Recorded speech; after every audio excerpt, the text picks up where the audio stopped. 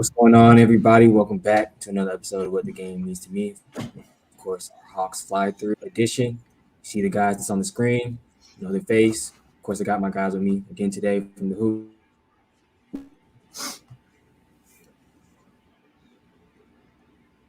Oh, you kind of cut out. What's going on, everybody? That's my fault.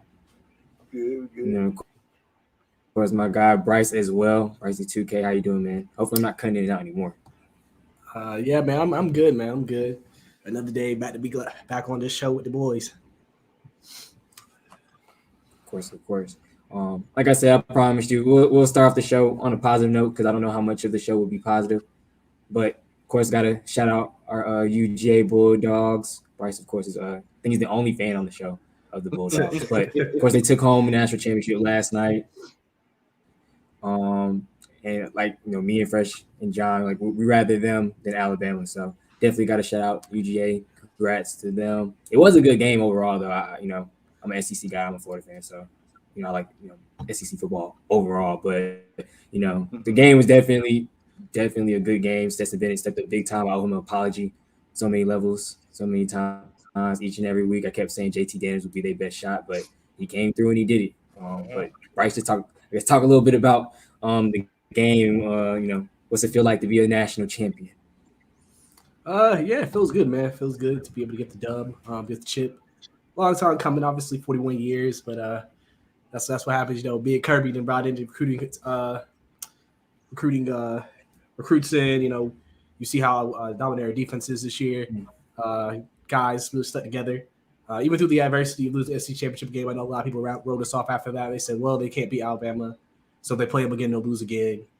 But, they just can continue to believe, and they power through, and that's all you can really ask for. That's really all you can ask for right there. Since Bennett really showed up, I'm sure everybody had, questions or doubts at some point because just he's the walk-on. You're never going to think a walk-on is going to be a guy who's going to lead a national championship team. And the fact that he was able to do that, I mean, exactly. That's big. That's big. So, I'm happy, like I said, for UGA. Happy to win the chip. Happy to be in this a champion for the next year. And next year, I mean, we're still got a very talented team. We're at that Alabama point where we reload. So we'll just have to see what happens with the quarterback situation next year. I saw a lot of people roasting Stetson yesterday, even after the dub, talking about now he better get ready to take care of Julio's car dealership that he opened it up in the summer. So they still ain't let it go. They said that boy do not need to go to the draft. I need to be buying a car from him, getting some insurance, something. But he'll always get a free drink, and that's what matters. Yeah. So, yeah, I seen that tweet too. They was like, "Wow, was it Stetson Bennett is going to be able to sell a used car for life in Georgia?" A little disrespectful, but It's a little disrespectful. I feel like it's true. Go see that man in the combine. Quit playing. Yeah, exactly. So he may be in a Falcon uniform. We never know. And he could be Maybe that. something we need. Who knows? Well, that I'm a Matt Ryan guy. Fox. Eventually. Oh, turn into a Wes Welker. Yeah, he could be a pesky slot, 5-6 yards. Yeah. So we may need some of that. That's what Tom Brady had that all his Super Bowl years. So we need one of them as well. It looks like from Matt. But not a Falcon show. Definitely got to hit on our Hawks. They're playing like the Falcons are or were. The season just ended last week. But 17-22. Just not the start that we expected at all. What's wrong with this team? Hoopers, I'll start with y'all. What do you feel like is wrong with this team? Yeah, I think, first, I will acknowledge the injuries that we've had. Like, obviously, Gallo started hurt this year. Dre is out again. He was out a lot last year. I know. Yeah. Capella started hurt. And then you also have to acknowledge this health and safety protocol stuff that we went through over the last month. I've said it a few times, but the Hawks have the distinction of having the largest roster in NBA history because of all of the 10 days we had to give out. And we didn't cancel any games, I don't think. No, so, that's a factor. So we have to acknowledge that. But outside of that, the defense is trash. The defense is terrible. Players don't try to guard. They don't communicate. It seems like they don't call picks. The most random players have career nights against the Hogs. I don't really understand that. It's really just the defense. And while I don't think the offense is the problem, because obviously we have a top 10 offense, there are things I believe that could be tweaked. But for me, it's defense. Yeah, I think it starts with complacency, which leads to every problem that this team is having. Even last year, like they just coming in this year, you make the Eastern Conference Finals. Even though you lose in 6, you get a hot topic.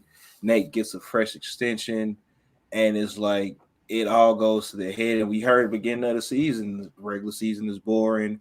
And once you get that type of complacency and think that smidget of entitlement, you kind of start not caring and have lapses in your defense, just lapses on offense in general. With Trey is getting his numbers, and I'm never going to dispute that. But there's no reason for Trae Young usage rated to be 35.5 at any point of a season.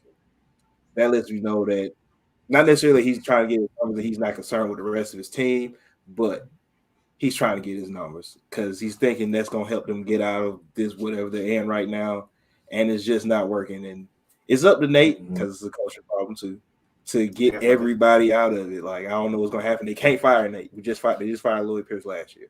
They can't fire Nate, so they stuck with him for at least another year. Everybody got to figure it out, get on the same page, honestly. But it starts with complacency and defense. Yeah, I agree with you about Nate too. I ain't bring him up. Definitely Nate got to get better also. Okay. So yeah, for sure. Brice, what do you think? I mean, for me, we've y'all kind of touched on the points already. Defensively, we've not been that good. We've not been good at all. We got to be better. I think, we talk about complacency. I've said this since the beginning of the year, that the biggest challenge for this team is that we're trying to be a championship team with a bunch of 23, 24, 25-year-olds. And it's how it is having young teams in the league. It's an up and down experience. You're never going to get consistency. It's just hard because you're young. I always like to use the Tyler Hero example. Great his rookie year, trash his second year, now he's good his third year because he had to get himself together for his third year. Yeah. And the problem is that since we had such a great, first year of success with the squad together, now we have those championship expectations. And right now you're seeing that inconsistency, that complacency sit in for this team. The defense is all about effort. It's all about togetherness. It's all about putting it all together. And I think one thing you also heard, I don't know if y'all heard Gallo's interview. Gallo talked about last year, there was a hierarchy on the team. Everybody basically knew who was the role, who was the guy. This year, there's not that. So it sounds like it's a matter of who's going to be the guy tonight, who's going to take the shots tonight, who's going to be this tonight. And you don't really want that as a team. You kind of want everybody's role to be defined. And I even mentioned that too also. I said, last year when you had all those injuries, you kind of knew what everybody's role was because it's like, okay, these guys are out, so we need these guys to do this, and we need these guys to do this. When everybody's together, like they were for the first time this year, well, roles are going to change. Someone's sacrificing. Someone's going to have to, like Trey's going to be Trey. But somebody may not be as flashy or from a number perspective as great as they were last year. And I think that's I think that's a hard adjustment for a lot of young players on the team. And obviously we know Clint has somewhat regressed defensively. Gallo's off and on.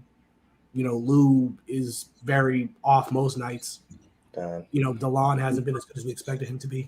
Sorry, guys. DeLon hasn't been as good as we expected him to be. The champion got tucked up over there. He can't hold in that emotion.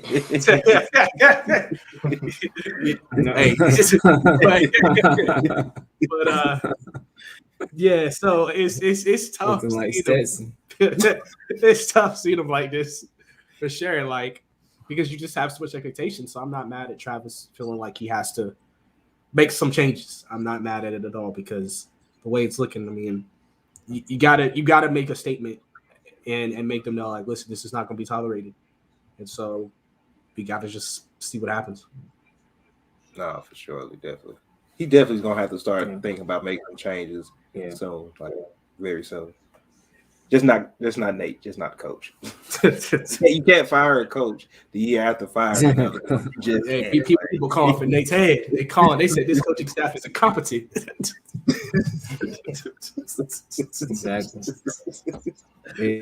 Exactly. Hawks or Hawks fans seem like they got PTSD because like they're like, oh, it's happening again. John saying he's frustrated with the offense. Coaches rotations are horrible or terrible. Even all the assistants, their rotations were questionable too. So it's like everybody's like, same thing happening from last year. Let's just get rid of them. Whoever's next in line, he's next in line. Let's go, and let's have this turnaround. Oh man, good times. We're almost there. Overall, it's just crazy. But y'all did talk a little bit about Nate, and then I read this little excerpt. One of the guys I follow, Simon Rathenmel, a lot of y'all probably follow him as well, Hawks draft nerd. But it was something that McMillan said. I know a lot of people, or some people took it out of context, but he said, development is over for us. I think that was over last year, even though some of our guys are developing still. We're not coaching that way. I'm not coaching that way. The organization, that's not our plan this season to give minutes as they were doing 2 years ago, where you just put them out there and let them play. Our expectation is to win games. Some of our guys are playing. Some of the guys that are playing are young and are still developing, but it's not one of those things where we're going to leave a guy out there and it doesn't matter if we win or lose. So, he said, Simon said, I still can't believe the head coach of a team. Yeah, he was like, I still can't believe the head coach of a team whose core pieces are 24, 23, 24, 21, 22, and 23 said the team isn't interested in developing players anymore. So, obviously, I think, I think he meant, they're not going to put certain guys out there or our young guys out there in expense of a win for them to, I guess, play through, mistakes. Right. But I feel like, in a way, like, you kind of have to. Like, the one guy I know a lot of people point at, because he was or had been inconsistent was Cam. I feel like unfortunately, he's a guy you got to let play through mistakes. Because eventually, when he starts to turn it on, he turns it on. And we've seen it, 2-3 games where he scored around 30 points or over 30 points. No, other than that, that's really the young guy that has been playing the most because he was the one or the only one I still think that hasn't been in protocol ever. So, Herter, has his, he's been consistent here and there. Like, he has his off nights, on nights. He had it when he came back from protocol. He started to, turn it on a little bit. And Hunter, we haven't seen much of him, but he's expected to play tomorrow. But I understand where he's coming from in a way, but at the same time, I feel like we have young guys, we have young roster, you got to kind of let them play through that because eventually, I feel like I'm not gonna say like this going to turn it on. Like sometimes when you have a bad night, you have a bad night, but young guys, like that's the way I feel like you have to develop them. Like they can't get any type of other development unless you send them down to the G League. Like who's sending Cam and DeAndre down to the G League to play through those mistakes and then come up and play, on the NBA in games like that. So it's like I kind of get where he's coming from, but at the same time, I don't know if this is something that maybe hurting the team or something that mentally is kind of messing with their game at all. But just kind of want to get y'all thoughts on it. Brice, I'll start with you. Go back to the Hoopers. It's a thing where if you think about it realistically, if we're healthy and everybody's got you kind of can see what he's saying a little bit because it's like because we're so deep, we shouldn't have to worry about developing guys. If you're not getting it done, we should be able to replace you and still get production. It's not a position where we have to stick with you. But then at the same time, that's kind of the issue that some people have had with Nate is that he'll stick with guys that are not doing anything. And there's other guys that may be able to do more, and he's not giving them a chance. Obviously, the main people we think about is the rookies, Cooper and Johnson. I mean, when Solo was playing, we complained about Solo. TLC play, even though TLC can have a decent game here and there. I mean, we complain about TLC. I mean, it's just one of those things. But I feel like every NBA team has a player that's not going to give you a lot offensively, and we have those guys. But we expect something from them defensively, but that's not good enough for us because if they're taking 3 shots and missing 3 shots, we think they don't need to be in the court. So, I mean, that's just kind of how I was viewed. So, I think, there could be a thing that, keeping everybody might have been a bad thing for that reason. Just because, but the thing is also you have to figure out, okay, from the guys we have, what kind of team do we want to be? Obviously, Nate is a defensive guy. That's why I think some people are surprised the defense is so bad. That's his forte. And if you think about it defensively, DeAndre Hunter is a really good defender. John has improved his defense. Clint was supposed to be an anchor defensively. Cam's supposed to be a really good defender. DeLon Wright's supposed to be a good guard defender. That's 5 guys. Okongwu has potential, we think, to be a great defender. That's 6 guys in the top 10 lineup I just named that we expect to be good defenders. And yet we're still struggling as much as we are defensively. And I think that something that is a bunch of effort as well. I think that's just us not, being together, which is weird. From everything you saw, we thought this team was so together because of everything that happened last year. And it's not showing this year. And I think that is also what I think one of the most discouraging things when you watch this team. Like I said, with the John Collins coming out and talking about, the team's frustrated with his role in the team. He's in the locker room trying to get them to play defense and they're not listening. Like that's an issue because it's like, I don't think they don't like each other. So I don't know what it is. Is it that, like I said, is it that complacency of like, listen, I know I'm me, I'm that guy. Like I can do what I need to do. You need to do your thing, where it's kind of that kind of thing. Or are we going to sit there and if we're going to really change the season and turn around, saying, like, okay, John really, he wants us to win. I want to win. Trey says all the time he wants to win. Like, everybody talks about Trey playing defense. I'm like, at the end of the day, Trey can only do so much defensively. But if he's giving you 35 plus a night, you're not going to really complain. As long as everybody else do their job. So, yeah. Development is a funny thing, especially like say they're coming off an Eastern Conference Finals run. So, excuse me, it's already in their head that if we can make a championship. But realistically, it's like this team is still super young. And we see, just look at Boston over these past 5 or 6 years, where they had these really young teams who can get to the Eastern Conference. I think Jaylen Brown won the 4 Eastern Conference in his first 5 years, 4 Eastern Conference Finals. And it's like, how do you take that next step? And the Hawks are at that position where, are we a playoff team? Are we a contender? Or are we a team that's still developing? And clearly Nate's throwing development out the window. So certain players just aren't going to play because of that. Jalen Johnson and Sharif Cooper, even if they should be. And Cam is in a tough spot where his first 2 years he missed a lot. He missed a lot of games for injuries. Now he's trying to make a lot of that time up, and he's still inconsistent. And he is the one player that needs to develop because what is Cam Reddish role on the team real quick? Can anybody say what Cam Reddish role is? Nope, depending on how he playing. Bryce, what's Cam role on the team? Yep, so I said Jelani, Cam role. So when a player like that who needs that, he's not going to develop properly, especially when you're on a team that can go too deep at every position and you got 3-4 players that can play 2-3 positions as well. He's either going to be out there and he's going to produce, or he's going to be out there and he's not going to produce. And now you got TLC starting right there when fans think it should be Cam, but he's not developing at the speed that this team needs him to develop at. Whether that's fair to him or not, something is going to have to click for the whole team just as far as development go, because everybody can use that. Now we're in the stage, are we developing championship mentality? And the question is, where does that start, honestly? And I guess that's just it. Like, how do we develop championship mentality without any championship type veterans on the team? Like, we don't really have any seasoned veterans on the Hawks. I don't know. I don't agree with that, honestly. There's more vets on the team than we. You're right. You got Lou, Capella, right? Lou, Gallinari. These are, but outside of Capella, how many players went to a conference finals? No, but Lou got playoff experience. Gallinari been in some playoff experience. They young. That's why I didn't say playoff though. I said championship because that's what that's what they're expecting now because they're coming off the Eastern Conference Finals. They're not expecting a first round exit like, oh, we beat the Knicks in 5, we snuck them over Philly in 7.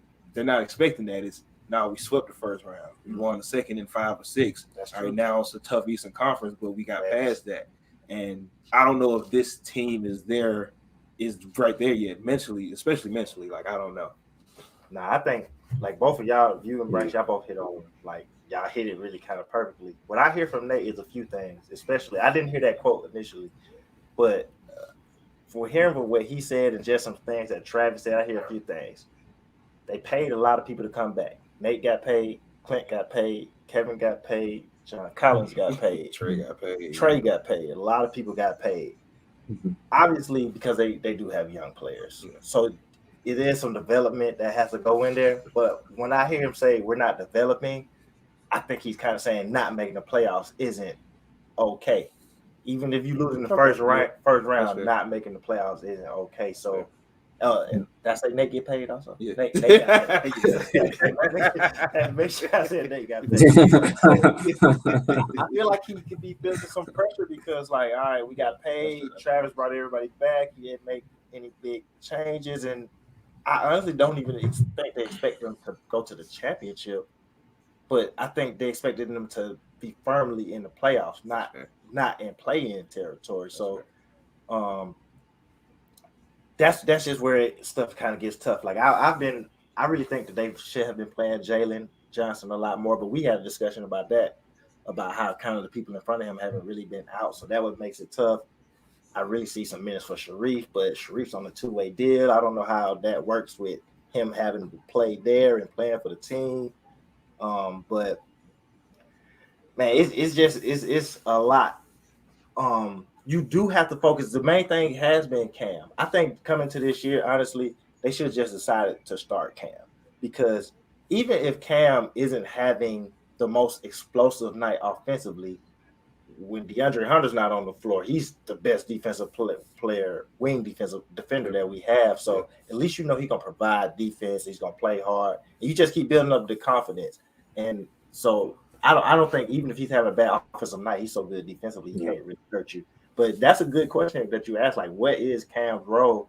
And his role is probably the most undefined on the team, honestly, because it's like you got Cam. Sometimes they want to start Kevin. Then you got Bogey. So you know, Cam's role should be a little bit more defined. But the main thing I hear is Nate's like, the GM on my butt, and he don't care about y'all developing no more. We gotta go to the playoffs.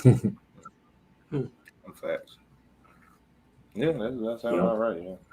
Yeah, I was like, facts. Yeah, I hear that same thing as well. Because what did Travis say? Travis like, said maybe it wasn't a good idea to bring everybody back. Yo, what did your GM say that? Yeah. I heard when he said that, I was like, wow. I listened to Travis talk about that a little bit more earlier too. Yeah, I hear him a lot. Like he's on 92.9 the game a lot, so I always try to keep whenever I can or whatever. And like he speaks real candidly about the team. Like he's way more honest than I've heard other GMs be honest about things. So when he said it, I'm like, oh dang, yeah, he's mad. Yeah, big time. He said a few other things. I don't know if it was today or yesterday, but it was as of recent. It might have been even in the same interview, but we'll definitely get to that a little bit later. But next thing I did want to kind of hit on news that came out yesterday. You know, news that we heard last year. Last year, you know, we all were in agreement. Like it was taken out of context. It was a little bit more. You know, they made it. You know, obviously the media did make things a little bit more overboard than what it really was. You know, acting as if John Collins and Trae Young had a feud going on. We knew that wasn't what the issue was whatsoever, and we kind of know and seen like John Collins is probably our most, you know, passionate guy on the team. Like he cares a lot, and he shows that, you know, in his play, and he shows that, you know, on and off the court. But you know, news came out again. John Collins is frustrated with the Hawks offense. You know, people may be batting an eye at that because we have the second or third, you know, rated offense in the league right now. But to John's point earlier, Trae's usage rate is at an astronomical number that it shouldn't even be at when we have guys that can put the ball in the basket as well and takes the pressure off them. But you know, like I said, he's frustrated with how the offense is being ran. He feels like he should get a little bit more touches. I know a few of us agree. Hawks Twitter, there's some people that, you know, disagree quite heavily and feel like he's only a third or fourth option on an okay team. So just real quick, I'll let you start, Brice. You know, we've seen this story. We heard the story last year. What do you think about John Collins again, you know, voicing his frustration with the Hawks? It hasn't just been offense. It's really been just in general. And a lot of guys, of course, have, you know, agree with that sentiment as well. But, you know, what do you think about it? For me, I mean, to me, the way I took his kind of comments is that he basically just wants it to be more team ball. He just feels like there are times when we come so ISO heavy. We, as watching the game, we've said sometimes that why is it like just Bogey jacking up shots and Trae jacking up shots? There's not that team ball element. And I think John sees that. He's just like, if we have all these guys, then why are we not even clutch situations, the early part of the game, middle of the game? Why are we not playing team ball? Make teams defend all of us. I mean, listen, if somebody got it going, we understand the flow of the game might dictate them having the ball and taking those shots. But if we're all trying to cook, we got to play more team ball. And I think that's all John was really trying to say. I think some people still – it's weird. It's like some people feels like they don't even like John. But I'm just like – I'm like, he's the most passionate player on this team. He cares about this team. He wants to win. Literally everything you would want from a player. He's trying to say, like, I want to do anything I can here. That's why I'm saying these things. And people are criticizing him like, oh, you're a terrible person for taking that contract. And I'm just like, I people are interested. But for me, it's just, I think that, John just sees that, there's potential here. And he feels like there's no way we should be worse than what we were last year. Yeah. Ain't no reason why we played like the way we played last year. Now this year we're playing completely different. And he just wants to get the team back on a team mindset. He wants it to be a togetherness. He wants there to be everybody's in this, sacrificing for each other, doing what we need to do on a night basis so we can win basketball games. Listen, they're only about, I think they said 2.5 games out of the play-in right now. So your season is far from over. But he just knows, like, listen, if we're gonna turn this around, we gotta play better as a unit. If we don't, we're gonna end up maybe being in the playoffs, maybe even missing the play-in, which would be a disaster. And it's gonna be tough because with Travis saying what he's saying, we don't know if Collins is gonna be here in 3 weeks. At the way he's talking, we don't know. We're hearing him and Ben Simmons trade conversation. So, and I know people are gonna be like, oh yeah, let's trade John for Ben. And I'm like, you're losing our most passionate player for a guy, if he has a 0, 8 rebounds, and 6 assists game, he's just gonna go out there and be like, we'll do better next game.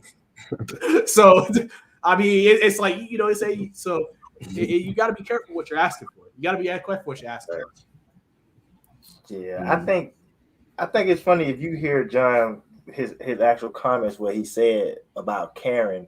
Everybody got to care more. They got to give a damn when they out there. It's funny, everybody just always draw that back to, oh, he wants touches. And I don't think it's just about touches because, I mean, if anything, John has sacrificed the most offensively. John was averaging 22 and 9 2 years ago. They signed a lot of players, so he knew more people were going to touch the ball or whatever. But overall, I just think he wants them to care more, to play smarter offensively and to play better defensively. Because even offense, like, I think the Hawks and even Trey at times, which Trey is having a great year, and I don't want to be too critical of him, but I think at times he just gets going, and I think teams allow Trey to go off because they know that the ball isn't going to fly around to everybody. So, so I just think that's the thing. We got a lot of talented players that we can play in a bunch of different ways. And I just think keeping everyone guessing is always better. But even, that offensive chemistry can lead to the defensive side too, because if we're not playing together offensively, if we ain't playing together offensively, I definitely don't want to play with you on defense. So I just think that's more what it is. He wants everybody just to be more alert. And then you need that guy too, because like I said about Nate, they expect to be in the playoffs this year. So we 17 and 22. You got to have at least one person to come out and be like, yo, this is not right. We need to get this together. And he didn't call out anybody in particular, like how, say, Marcus Smart did in Boston, saying, hey, Jalen and Jason don't want to pass the ball. He's saying, hey, we all need to care. Everybody need to care more. Everybody need to play harder. We need to play defense harder. We need to set picks harder. We need to pass the ball more. We need to cut more. And I don't think he's wrong. But you, like Brice said, he is, out of everybody on the team, everybody is kind of got a laid-back personality. So he is the one that's a little bit more intense. He'll dunk and, get the crowd pumped up and stuff. He plays with a lot of emotion. So a problem that we've heard is needing some leaders on the team. And out of the young guys, he is kind of the oldest of the young guys. Right. So why not look for him to be that leader? And I think he stayed a few years in school and everything. So he's a mature dude. So he's just trying to be a leader for the team. I don't think that means he don't want to be here. And he wants to average 25 and 10, because honestly, if the team's playing well, he's gonna get what comes to him because we know they're gonna play through him at times. So I just think he want everybody to play through him. Sure. I think this is one of those things. It's an offense and defense thing first and foremost. Like everybody has to get on the same level. Like no defense is so much about communication and effort that once one person doesn't communicate, everybody's thrown off, and they haven't figured out how to communicate consistently. And as far as the offense go, I think it's not that he wants touches. I think he just wants. I think what first he wants to be more involved in the offense, and secondly, he does want it to be a more team oriented offense and not just high pick and roll, high screen and roll like that. Like I think he wants, maybe let's get the ball to the elbow. Let's run some handoffs. Like let's run some back doors. Let's find easier shots for our shooters. And once you get, because they got a lot of ISO players as well. I don't know if anybody ever thought about that. Like Gallo's an ISO player, Bogey's an ISO, Kevin Horter is not strictly ISO, but he's mostly ISO. Trey Young is an ISO playmaker. So once you got all Cam is ISO playmaker, DeAndre Hunter is ISO scorer. So once you got all these players, and you're not only are you slumping, but you're struggling offensively. Right. Everybody wants to figure out a way to get it going. Yeah. Cam wants to make plays. Kevin Horter wants to get up jump shots. Bogey wants to get up jump shots. So the offense just loses that rhythm, and then now we're out of it. Now I don't not want to pass you the ball, but you took the last 3 shots. So I'm taking the next. yeah, I'm taking the next 3. And that when that happens, then you got players stand at the 3-point line. Clint Capella, if he's not, we already know Clint Capella not screening and rolling. He's in that dunker position, so he's definitely not moving for real. And I think it's up to Nate to figure out what's the best offense for the whole team. And I hate to sound like we criticize Trey the most, but not just what's the best way for Trey to win the game for us, because they could run some stuff for John at the elbow. Man, you talked about this too. Like they could run for some stuff for John at the elbow, just some backdoor screens for other players where he can make plays, some touches in the post, even some picks where he's making decisions. It's not just him crashing to the rim or popping out for a 3-pointer. So the offense could be more open in general, and I think that's just one of his main points. And as far as him trying to get on by Karen, it's only so much he's gonna be able to say before they get the message. Otherwise, some players gonna get shipped out, whether they want to or not. And I agree with Brice. I don't know why the fans want to run John Collins out here. Not even just from a basketball sense. He's in every Atlanta Hawks commercial about the city.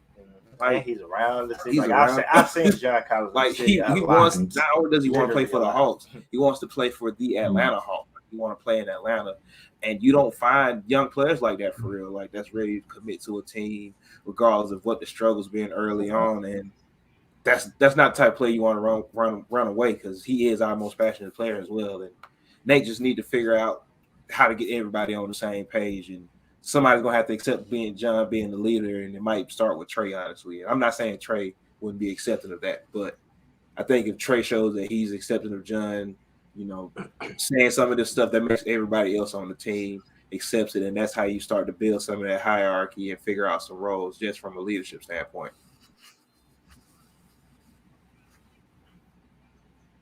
Yeah. Oh, amazing points. And Fresh kind of opened my eyes a little bit. He was like, I forgot what the comparison is, but you basically said team's gonna let Trey go off, and I was like, yeah, I can see that. Like he had a stretch of games where he's averaging 25 and 10 or had 25 points. I forgot how many games the stretch it was, but thinking about it, it's one of those things where you let him go off, but you cut the source of everybody else, because like you said, he's gonna get his, but when it's time for somebody else to make a pass or make a play or make a shot, they can't because they're cold or they have no rhythm. And obviously that affects, like you said, the flow of the game offensively. And then, like you said, they damn sure not gonna want to play with you on the defensive end because you ain't getting no shots up, or you're frustrated with maybe getting the ball or touching the ball every 4, 5, 6 possessions and maybe getting 3, 4 shots up. So it's definitely. Obviously, it just helps both sides of the ball and just helps the team as a whole, because it may be a night where Trey doesn't really get it going, and it's like he hasn't been getting it going, but I haven't been getting it going for 6, 7 games now because the offense is stagnant and it's just ran through one person. So definitely makes sense. And hopefully this is maybe he just needed a little bit of a reminder, because we saw this last year, and then next few games Trey kind of did sputter a little bit trying to get everybody else involved, but then eventually, he found his way. And it's kind of crazy thinking about it and saying it because, he's averaging damn near 10 assists, but it's just like No, that's the they're crazy. so That's the crazy part. dispersed. I don't know. Well, do y'all remember that statement he made earlier in Yeah. the year about that? He made a statement when they were losing. He was just like, I'm trying to get everybody else involved. I'm not looking for my shot. And then he started to become aggressive and started trying to look for his shot because he's like, well, we're losing. Look, me trying to pass it, so I guess I got to score. And then they had the 6-game win streak. And then they lose it again. It's like, well, that's not working now.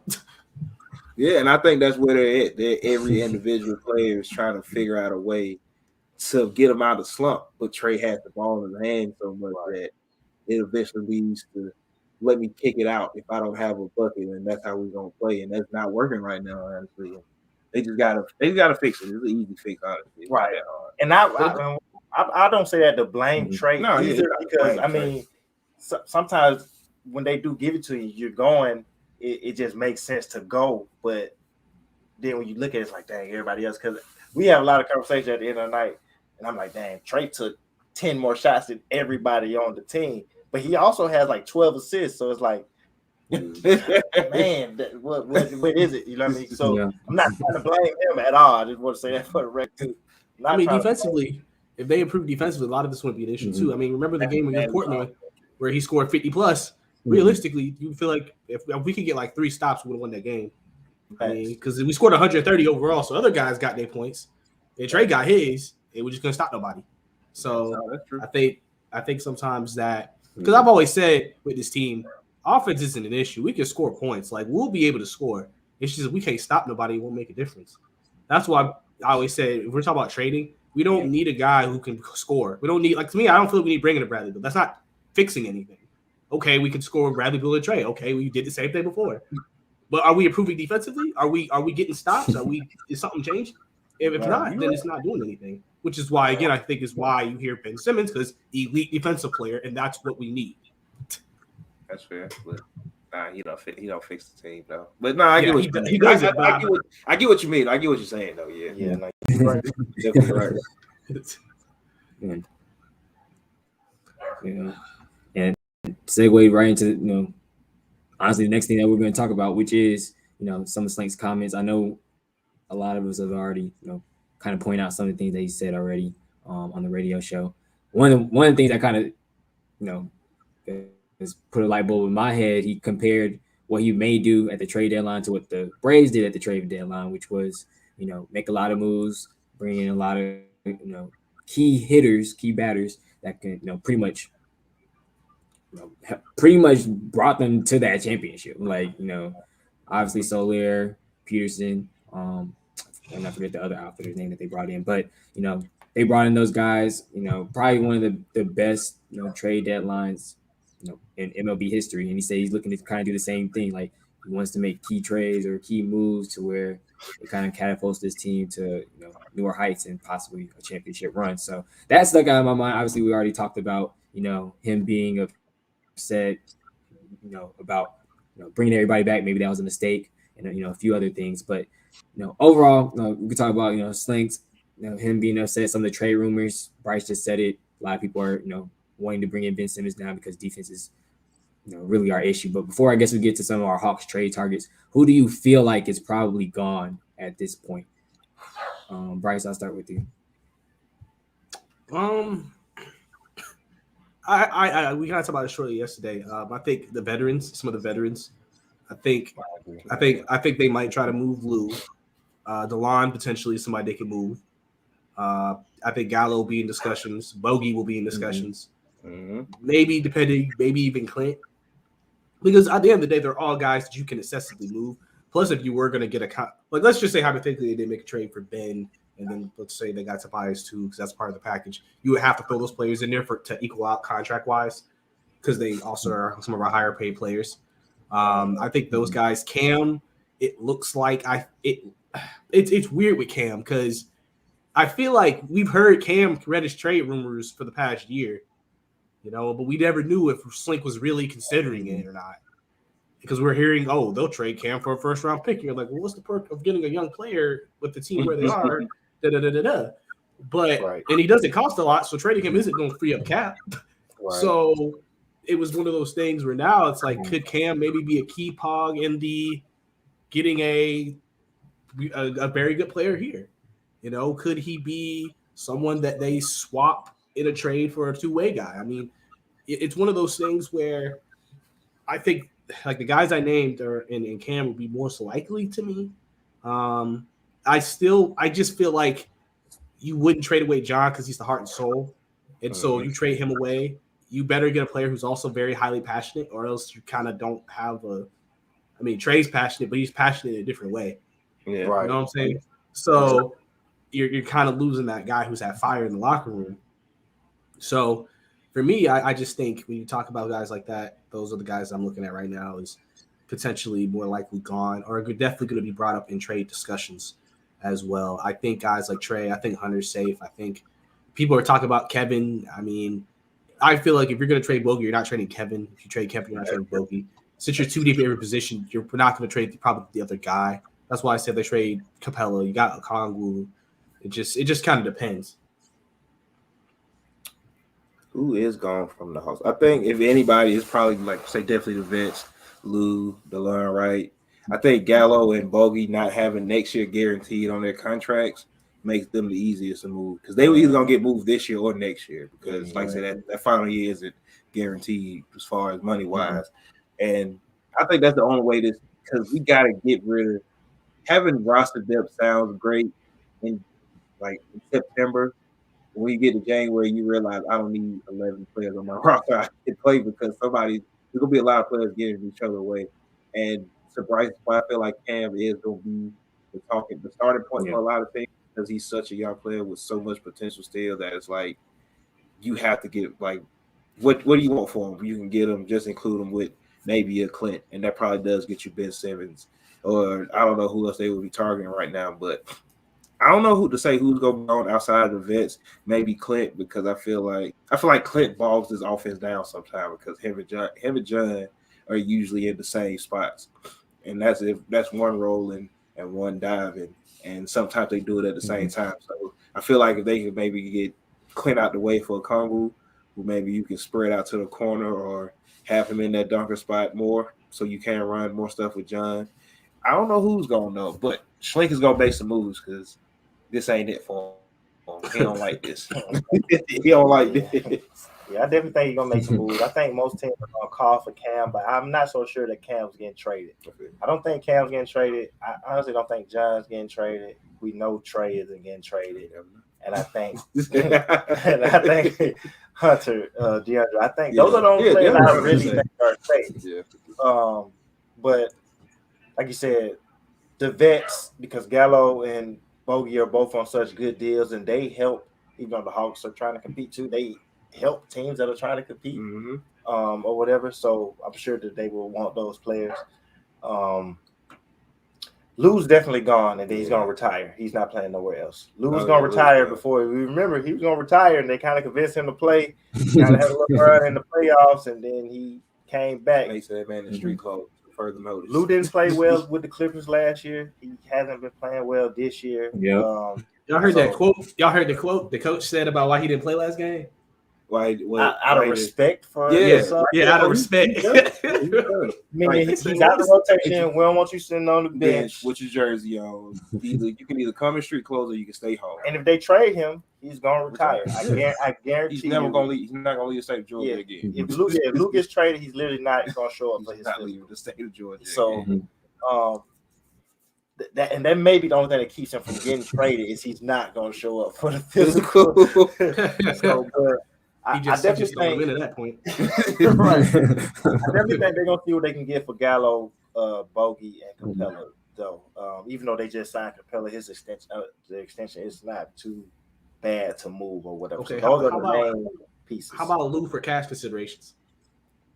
Hey, I think Lou will do that. Lou will do it. I think Lou will do that. Get about 2-3 million cash space. He just don't want to leave. Like I think he's settled in. He's ready.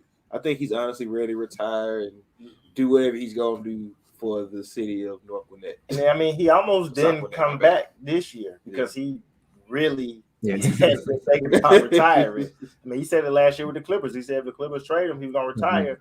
And the Hawks had to really blow his phone up like, we want you to play. And he's like, all right, I'll play then, especially since the first time he played for the Hogs, he tore his ACL, so it didn't end how he wanted it to. So, but yeah, I would guess Gallo, Clint, Bogey. But I wouldn't be surprised if like literally it's all three of them is gone. I think Slink is going to make a lot of moves. In his Super 17 trade. Yeah. He's gonna make a lot of moves. It's about to be a big blockbuster. It's about to go down. And we're gonna be a part of it. Yeah. As I've been saying, I'm not really ready to see who's going to be gone because I've been feeling like Cam's probably gone too. Unfortunately, I hope I'm wrong. Either him or Hunter. I feel like, but it's crazy because you just never feel like Hunter's gone, no matter what. Like he hasn't played much. Obviously, he's injury prone, but it just feels like he's the one that's never gone. And maybe that's just like the media in my head, putting it out that Cam's probably like even today got a notification New York might be interested in Cam. And Cam, they might ask him for It's who? like, Who we want from New York? I don't know. I just hope They gonna give I don't know. That's what I'm thinking. I'll take Obi. Yeah, we'll take Obi. Go ahead. I don't Probably. know Obi. Obi and Alec Burks. Obi and Alec Burks. I definitely don't know. You just kidding. No, seriously though, if you get Obi, now where you playing Obi at? Because you still got. Yeah, they're gonna trade John. We're gonna trade John and Cam for Obi. Oh my god. Obi? Well, that would be a terrible trade. We got at least be getting Julius Randle back in that trade. Yeah. I mean, unless we trade Cam. I don't think I want any New York players. Cam and Lou for I say Kimba or Emmanuel quickly, and then boom, Obi. I don't want no New York players. But we're still young, and we're young with New York players too. I don't know. We just put them. As long as we don't get Chrissy Bullock, we good. Yeah, I mean, ain't gotta worry about that. Oh man! But they want to ask you guys some Hawks trade targets that you would want. I think there's only one. I mean, I've come around to the idea of the Ben Simmons trade, but I feel like there's a lot of other moves that's gonna have to work for Ben Simmons to come because like Ben and say the John for Ben or whatever and whoever else to throw in there, like Ben and Clint makes no sense. All right, like even if like all right, we get rid of Clint in that trade, I don't even think the 76ers want him. Obviously, they don't want him. They have bigs already, but Ben's playing the 5. Then we're getting a little smaller. I don't know. I've been open to the idea just because I'm tired of seeing 130 points each and every night be put up on us, but it still really doesn't make much sense, and I don't think I don't think it just doesn't make much sense for us to put him, no matter how great of a defensive player he is. But the one guy I wouldn't want to bring in, but they keep saying they're not going to split him up. Of course, I know Fresh will agree with me and like this pick, but Jaylen Brown is the only guy that I'm kind of willing to work something out for. Whatever we give up Cam, whoever. Jaylen, that's really the only target like I'm thinking of right now that I would really want and feel like could fix us in some type of way. Or help fix us in some type of way. And I wouldn't care too much if we did get one of our younger pieces. But any Hawks trade targets that you guys would like, or any guys that you would like to see. Kevin Durant.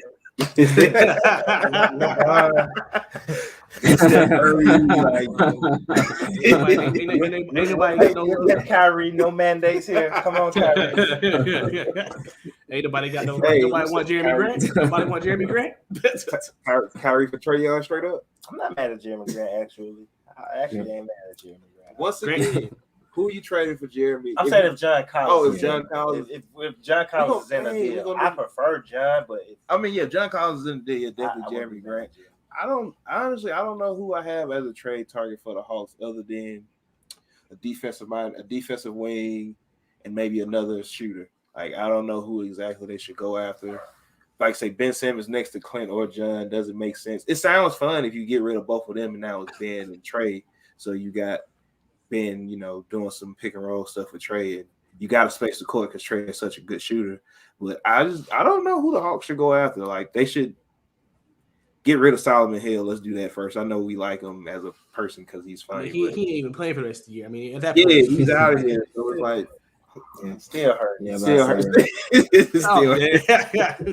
Yeah, I don't know who I'll go after because they're in such a weird spot that you got to trade a position for the same position. But are you getting the better in that trade, or are you getting a better fit for the team? So, like I say, maybe a defensive minded wing. Trae Young has never had a proper backup. Let's find. I mean, Lou in the playoffs is good because you basically was just running the same sets. Got a backup. Yeah, and really, That's all true. the playoff backup point guard playing is like 10 minutes, 10 to 12 Yeah, like minutes. it's not like he gonna be on the court for 20, 30 minutes. Like maybe Sharif is the backup. People still point gonna get guard. mad about that. The second unit being out there. No, yeah, like they don't ever want Trey. Fans don't ever want Trey off the court. Like he got to sit down at some point. But They're like, it's the playoffs. Let him play 45 minutes. I'm like, it's the regular season, game 23. Calm down. But I mean, if you guys have some trade targets, your Hawks should go out there. I'm up for any idea or anything that could probably help this team. For me, it's only been like I hear the Buddy Hill, and Buddy is second in the NBA in threes. Only person I would prefer is, like Jelani said, Jaylen Brown, because you know he's gonna play defense. He's not gonna make us lack offensively.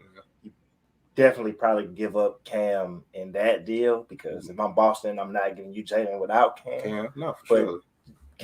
Jaylen would be worth that. So Jaylen is really the only person. It's just about making the money match up. Yeah, he's the only person that I'm like, all right, they make a trade for him. I don't mind giving up a couple young players. So, they probably put Bogey in there to have the money match up. Yeah, right, yeah. And I don't know. You said Bogey. Yeah, probably Bogey. Yeah. Maybe Bogey, probably the line. Yeah, put Kevin at the 2, Jalen 3. Yeah. And maybe if they do go ahead and give up the well, actually, you would have to put Jalen at the 4 because DeAndre's, unless you do you want to put DeAndre at the 4? Yeah, then there you go for that. I forgot about that. So that's a great point. So because but they could do Jalen at the 2. So DeAndre different lineup stuff. No, I mean it's definitely gonna be some lineups with if that trade goes, if that's what the Hawks are looking at. But yeah, I don't know. I don't know how anybody fits with the Hawks because even if you look at this team, you really look at the team and the pieces that they have. It's a lot of good pieces, but how many of these pieces overlap each other a lot of times, though, to where two players not going to be effective in one night because they're trying to play at the same time. I know what we should do. We should trade Giannis. Okay. I mean, trade for Giannis, trade John, Cam, okay, Gallo, and Bogey, and give us Giannis. Fair deal. we actually deserve a first round pick with that. I'm dead. 3 first. 3 first, right? 3 first. Hey, Trey and Giannis would be NBA. The only time draft picks are just extra. He's like, we'll give you a couple firsts to make you feel better about it. Right. Now I'm gonna go Jaylen Brown. Outside of him, I don't know. Yep.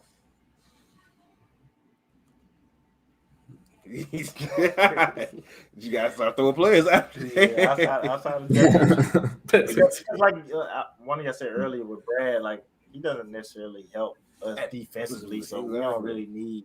And you got we can score. And you got Trey and Brad will be getting cooked in the back. Yeah. Anybody want Horton Tucker? I saw somebody from the Laker Nation said give up Bogey for Horton. I think I saw something like that. I'd rather have Bogey offense. I'm dead. We'll take LeBron for Bogey. Do we want another young player, maybe from the Rockets, maybe a Kevin Porter Jr.? I'll take Eric Gordon. They want see. Okay, I forgot about Eric Gordon. Eric Gordon could help this team, but if they want to give us a young player, I'll take Jalen Green off their hands. Like Kevin Porter. Start throwing stuff in the locker room. Listen, I think we have a good culture, guys. Well, if we can get Christian Wood and Trey Capella. Hey, I'm not mad at that at all. Actually, not mad at that at all. Boy, that'd be a front court right there. Not mad at that at all. Damn. I don't know. But I don't know. I don't know. We're in a weird position. I mean, anybody maybe get some defensive help, maybe trade for Otto Porter. It's either. And I was going to say maybe.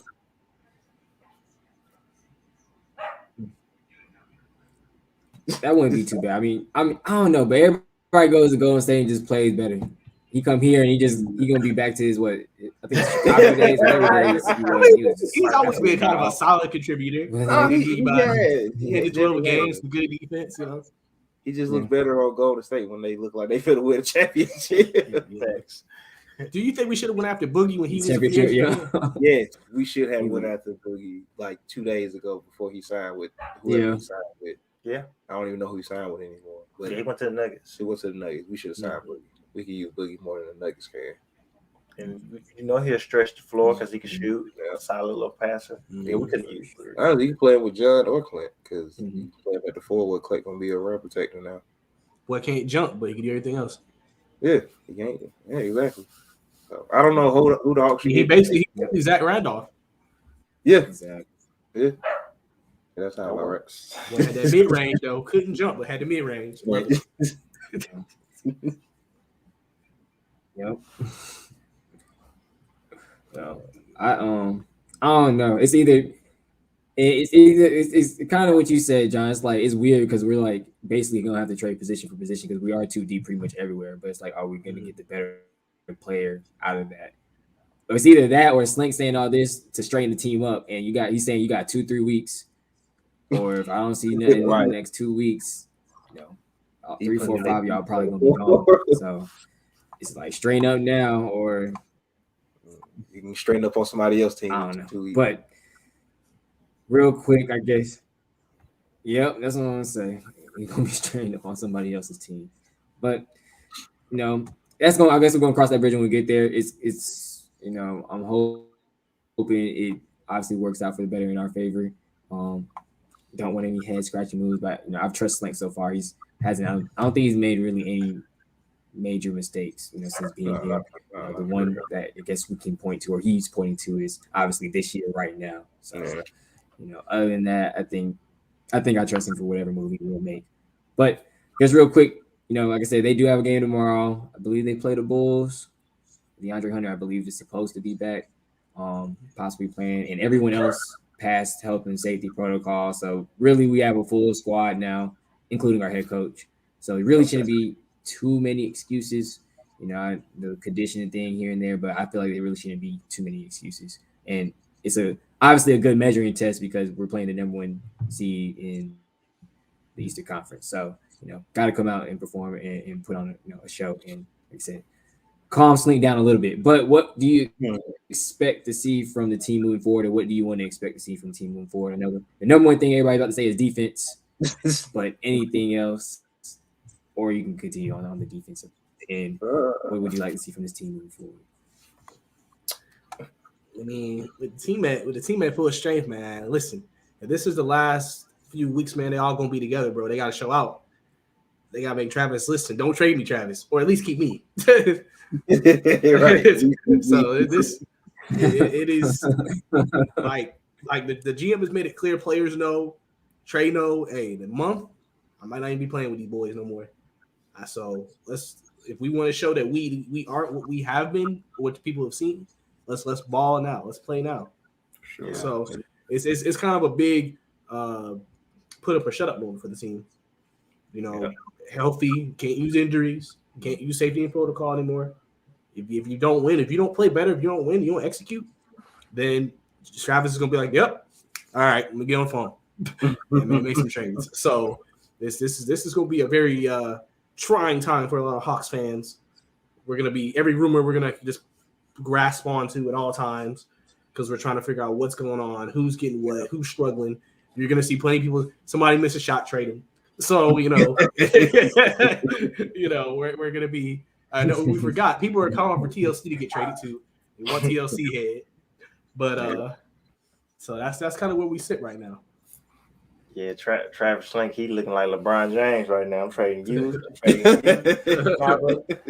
Like Brice said, I trust Travis. Like he hasn't made too many head scratching moves, and I like that he's even candid enough to be like, maybe I shouldn't have did this. So he's being realistic. But what I hope to expect is honestly just with everybody being healthy, for everybody just lock in and show a sense of urgency. Sure. I know it's bad right now, but it's not over at all. Like we're literally 2 games out of the last play-in spot, and we have the type of team that could easily go on a 5-10 game win streak. Trey gets hot, Dre comes back, helps the defense. You win some games, and you look up, and we're like in the same position we're in last year. So everyone just got to come out with a sense of urgency and take heed to that. Everyone needs to get better.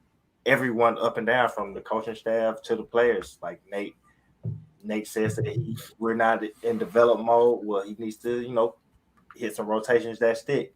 Players need to play together offensively and just work harder defensively.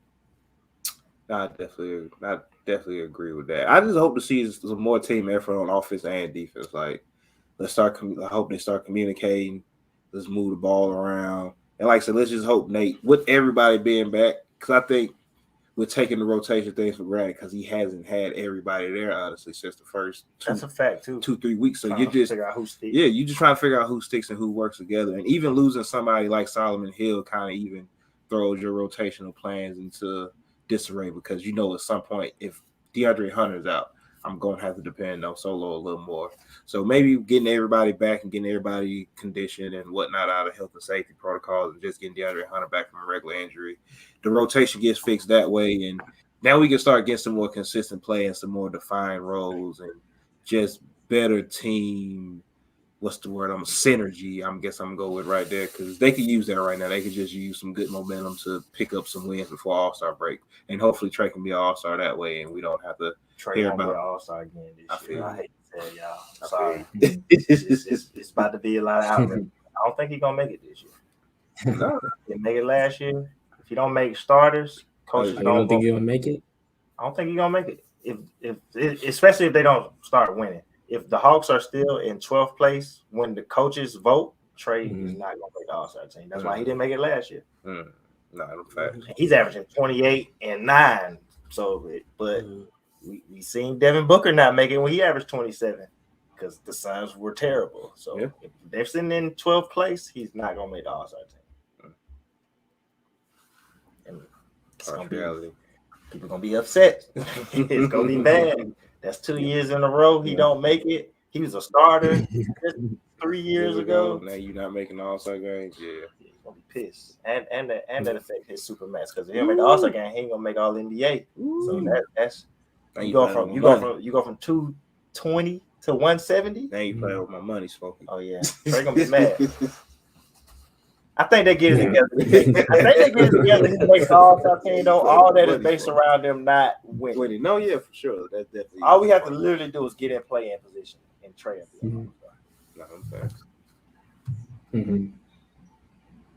Yeah, I'm probably in the same boat as hopefully that. So, like I said, I really just think they gotta just turn it on. Yeah. Who we got coming up? What's the next one? We got Chicago. Chicago. And it's good Chicago has been playing with the player like Trey and John. Chicago and the Knicks. Okay. Those, honestly, Chicago. I'm not saying Chicago is an easily winnable game, but if Trey can penetrate and get in the paint, if they can get John us a mismatch with Vucevic in the paint, I can see. We got Miami. We got Miami. Yeah, we played them 3 times in 9 days. Jesus. Yeah, Christ. we got Miami back to back. New York, Milwaukee, Minnesota, Miami again, Charlotte, then Chicago. That's not a bad. It's not the toughest schedule. It's not the easiest schedule. It's not the toughest schedule. The only game I'll be worried about is the Bucks. We can win all those games. Win the streak coming up. That's what I'm calling out today. Well, we can't do predictions on here. We did predictions last year and it didn't work. Take it back. We ain't doing it. We have a good stretch of games over that time period. Maybe the Juju's reversed this year, because last year we was doing it, they was losing. This year they losing, so it's like, what the hell? We might as well start making some predictions. Maybe they'll start winning some. So, but one thing I did want to ask before we did move on to the regular NBA news, I think you said it, Fresh, or we all been talking about Sharif possibly just being a backup point guard in general. But it was interesting. I was reading, like, he was the only one that wasn't transferred. Like, they transferred down Skylar Mays, who I honestly think should be in the rotation some way. Like, I'd rather see him over TLC, in my opinion. But they transferred him and Jalen Johnson back to College Park Skyhawks, who played tonight. And I think Jalen also said, like, our lower guys, if they're not in the rotation, like, they would be playing tonight in College Park.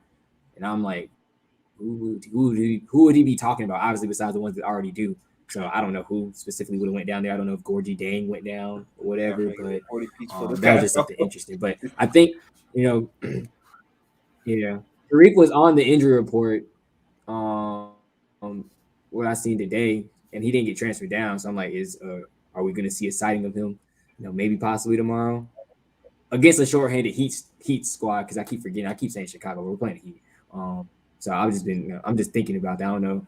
Would y'all like to see him? Obviously get them back up minutes. Do you think he's gonna play tomorrow, or do you think it's just blowing? So he's just gonna be on the bench. He's just another extra body out there. I don't know if he's gonna play. I would like to see him play just to give him some looks and to see what he can bring to the team. Because at some point, I'm not saying it's gonna be a big thing, but they're gonna need some minutes out of Sharife Cooper at some point this season, just to give Trey some rest just to give Trey some rest, honestly. Right. Honestly, I agree with you too. With if they're not playing Sharife, I don't see why they aren't playing Skylar. I know he's not exactly a point guard, but he could handle the ball some. But I honestly thought from the start that they were gonna kind of mirror Sharife to kind of be like Trey coming off the bench, so he kind of doing the same thing. Mm-hmm. And then they gave him that two-way deal. And I know if you play so many games, with the big league team, that affects your two-way deal, and then they got to transfer it over. So I don't know. I've been asking all year. I don't know if that's affecting how they're thinking with him. And then Travis Schlink came out and said kind of he preferred they play. So I don't know what's up with that, but I don't really know what's holding. Obviously, you want to see what you get out of DeLon. I think getting off of Lou and DeLon would help Sharife and Skylar. Mm-hmm. But I think at this point, why not? Because if Sharife doesn't do anything else, he's gonna move the ball for the team, and he's gonna get assists.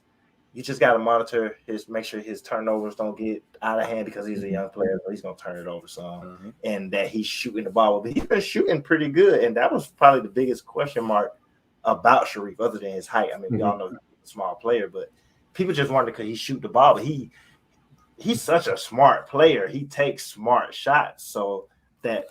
He I don't know his percentages in the G League, but he's had some pretty solid, efficient type games because he's a smart player overall. I mean, you don't pass like that if you're not smart like he is. Sure. So I hope they play him, but I don't think they are. Exactly. Yeah. I think, it's funny, we've been talking about DeLon all year. I think a lot of people have been disappointed with his play. Especially offensively, I think is the biggest thing. I think he's played actually better as of late. I'm starting to see more points out of him recently, so maybe that's a good sign. Obviously, he's had to be the starting point guard for a few games when Trey was hurt and when Trey was out with COVID. So maybe that's helping his confidence. But I think, he does the Lou Williams and DeLon Wright backcourt. Why not just do Cooper and DeLon Wright and just see how that goes? I mean, to me, I feel like you're not only thing with Lou you're really expecting out of him is to score. Yeah. And with Coop, at the same time, if you get points from him, great. But if he can facilitate, and then the line can facilitate, get a couple buckets, you still probably can make up whatever you wanted Lou to do. So I think that should be something Nate looks into. I think because why not? I think he has the skill set that can help your team. And it's weird when, I always say, Nate's in practice. He sees him playing with those guys. I'm sure he plays with the second or third unit. And if he's out here facilitating and making great decisions, you do sit there sometimes. And that's where I think people question Nate and think, how do you not see that? If he is, we don't know. So Cooper could be trash in practice for all we know. And that's why he's not playing. But, that's true. But if he is playing well, why are you sitting there and not saying, well, damn, second unit works better in practice, at least when he's playing. Maybe I should try it in the game. Because you see it with teams throughout the regular season, even playoff teams.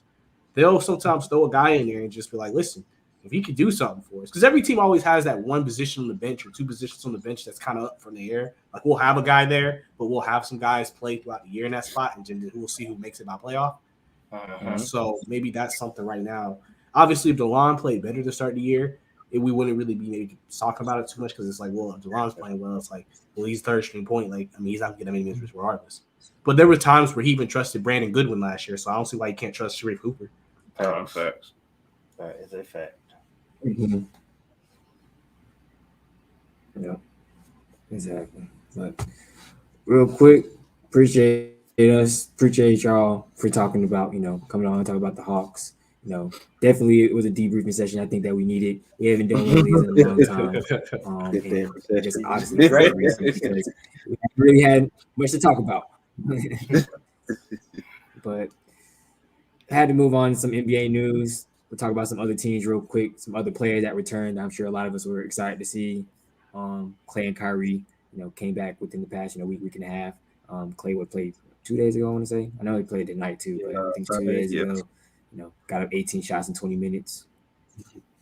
And Kyrie, came back. I think he put up 21, 22 Yeah, in a win 22. over the Yeah. Pacers in a game that actually looked like the Pacers were going to blow him out. But Yeah. um, you know, had some clutch plays from him and Harden, and just the big three down the stretch. But I guess who, if either one, I mean, both of us are probably or we're excited to see both of them come back and play. But who do you think, I guess, helps their team most, down the stretch of the season? I know obviously the quick and easy answer probably would be Clay, just because Kyrie, like, say, I know me and Thad, we talked about it on our show this past week. Kyrie's so up in the air because in certain states, like we was like, what if there's a Golden State, New York or Brooklyn Nets finals? Like, could he play at all? So it was like, obviously, Kyrie's availability is in question, but obviously when he's there, you see He what was he there. does. He hasn't played in months and comes off and gives you a quick 23. So, which player do were you excited to see return the most, and which team or which player helps their team immediate success and future success on the road to the NBA championship this year? That's a good question. I'm gonna go with both, honestly. I think I was excited to see them both, especially Clay's been out 2 years with an injury. Like, so much has changed since he's been there. And then of course Kyrie, we know how he's been out. But I think both of them fill a type of void that their teams needed. Kyrie, another ball handler, another perimeter scorer, which they definitely need. And he's the Nets' best ISO scorer, which in the playoffs and in some of these tough games down for the rest of the season, they definitely gonna need that. And Clay just brings that veteran presence that some of the Warriors' younger players are still gonna need, like a Moses Booty or Jonathan Kuminga, even a Jordan Poole, who's done really well filling in for Clay at that spot, especially because he seems to be just a tad bit better creating the shot off the dribble. But you never, like, say, Clay got 18 shots up in his first game back. Of course, Steve Kerr said there wasn't gonna be any bench restriction, but they didn't really need him like that, and he got up 18 shots. So Clay just getting back in rhythm. We gonna go from Clay taking 18 shots to Clay just hit 13 threes in like 3 weeks from now. So I think getting both of them back help both their teams title chances. Clay a little more with where Golden State is at in the season, sitting at 30-9, second in the West, basically because of some percentage points. But I was excited to see both of them back. Like, say, Kyrie came back. Him and Lance put on the show that game. Like, they was out there going at it, especially Lance in that first quarter and 20 points, first 20-point quarter in the NBA. That game was wild because Indiana did look like they were gonna win it, but Kyrie and Nick Claxton and Pat Mills and James Harden and everybody kind of got that game under control and got a big win that they kind of needed. Yeah, I was the most excited to see Clay come back because we literally haven't 41 seen him days. play since 2019, right? 2019 finals. Yes, literally haven't seen him play since then. So I was excited to see him come back. Wanted to see how he looked. I think the most important to their team, Clay will be important to the Warriors winning the championship. I think it's Kyrie, because especially like with Joe being out, and I know he's part-time, but like they're having Pat Mills do so much more than they expected him to have to do because he's kind of playing Kyrie's role. I think it'd be better for him to get his role a little restricted, and then you can lean on Kyrie a little more. And also just because I know James is averaging almost 10 assists a game, but at the end of the day, if you've watched James Harden this year, he just doesn't look the same. I mean, Every game, he's had a couple of big nights, but before these last few big nights, he was barely averaging 20 points. And it's not just because his shots are down. James just looks a step slower, honestly. And I know he had the hamstring injury, and hamstrings are a tough injury. Hamstring injury basically kind of ended my career. for real. So that's like that when you have a bad hamstring injury, it's really tough. And he already wasn't that athletic. So James just looks a lot slower this year. So I think Kyrie really helps him out. But that's where it gets tough, like you said, Jelani, because you play the Warriors in the finals. He wouldn't, as of right now, he wouldn't be able to play in that series at home or on the road. Well, actually, can role players? Yeah, role players can play. So he might be able to play on the road. No, the only place he can't play is Madison Square Garden and Barclays. I just thought California had a don't forget about Toronto. Yeah, Toronto. So if they played Brooklyn played Toronto, he couldn't play in the home or road games.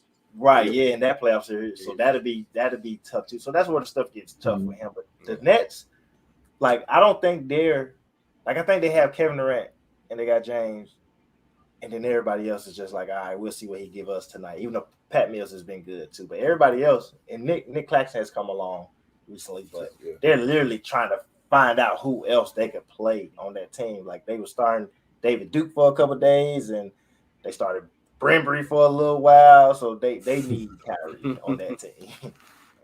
Hawks fans know about Brembry. Right. Yeah. I mean, he was playing point guard for the Hawks. Oh my god. Say, Mr. Do It All.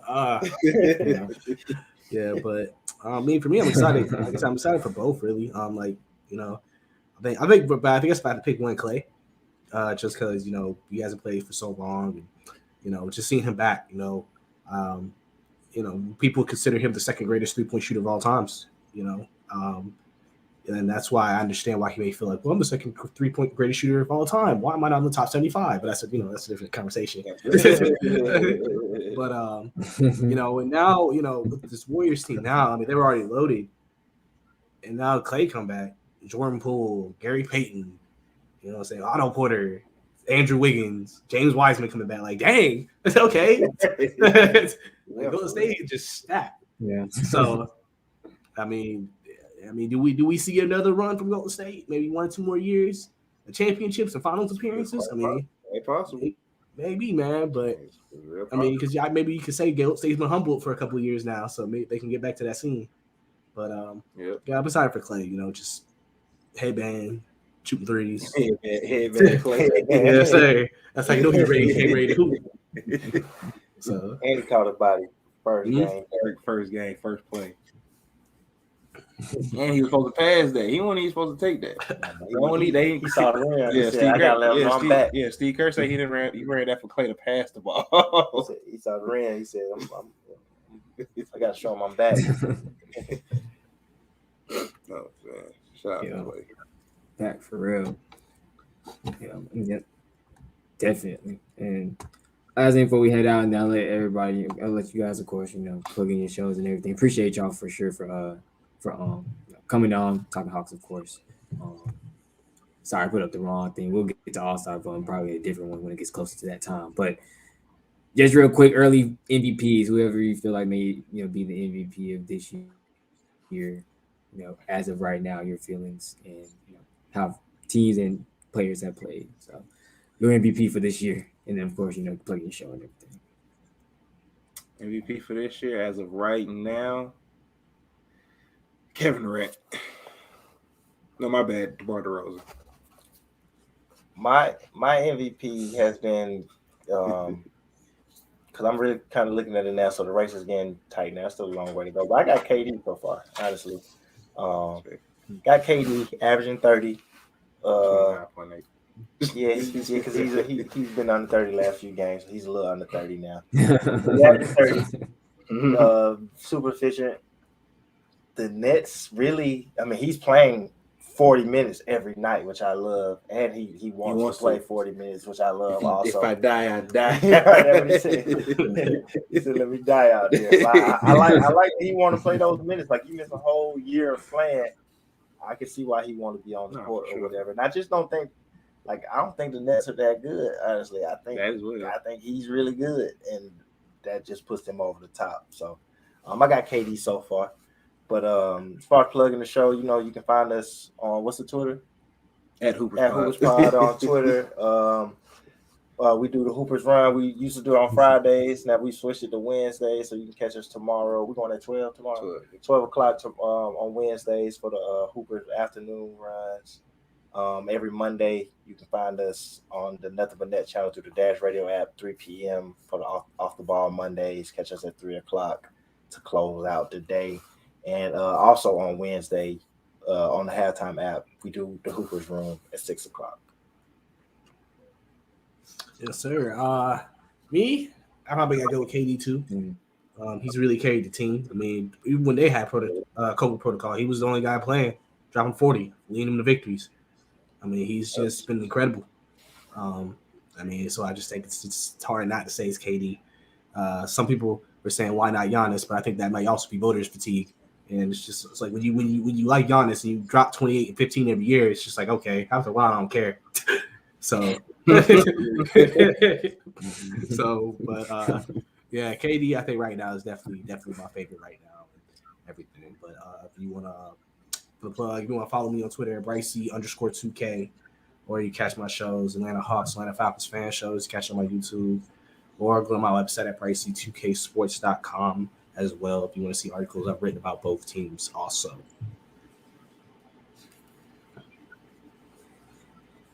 Yes, sir. Yes, sir. Me, I don't know. I've been saying KD as well. That was my MVP coming into the year. That's why I picked would be MVP. I easily could see the argument for DeMar DeRozan. You know, he's been playing out of his mind. You know, for some odd reason, him and Zach LaVine, honestly. Yeah. I'm still mad at him taking that one leg game winner. I'm like, what the hell was that? But it went in. I guess that's all that matters. But you know, there's a lot of other guys too. Like the MVP race this year is going to be really, really interesting because a lot of people have been saying, you know, Sure. Like Joel Embiid is Joker, slowly maybe climbing his not baby Joker, but Joker. Why isn't he, you know, being consideration? This team's up this year. And I know it's probably not going to happen, but you know, obviously, yeah. I'm about to say, yeah, they don't suck, but they're real up and down. Like they play good and beat really good teams, and other times like they lose to us when we have nobody out there. So,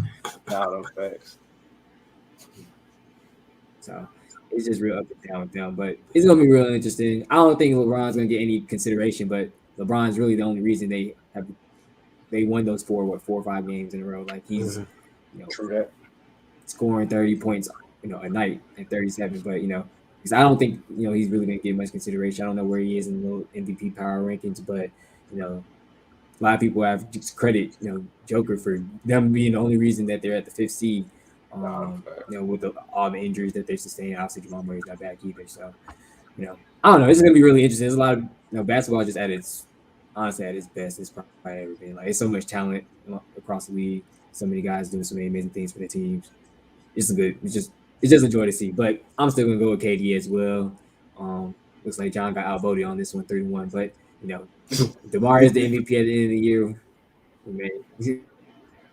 Hey, we got to bring the clip back our sorries to John, but appreciate y'all guys, of course. I know, right? Got to cut it. But like I said, appreciate y'all guys for sure for coming on tonight. Definitely gonna try to do one of these again with or if a blockbuster trade happens with our team, we might have to do one that day. Never know. But that does it for us. Hopefully we get a win tomorrow. No predictions, but that's the only prediction. Just hope we get a win tomorrow. You can find me and you know on my Hogs or Falcons sports takes. If it's anything Jaguars or any other team, it's Thaddeus. But for me, you can find me at WTG MTM Podcast, Facebook, and Instagram. What the game means to me as well. So definitely appreciate you guys tonight. Appreciate everybody for watching. Appreciate Off the Ball Network and those guys for tuning in.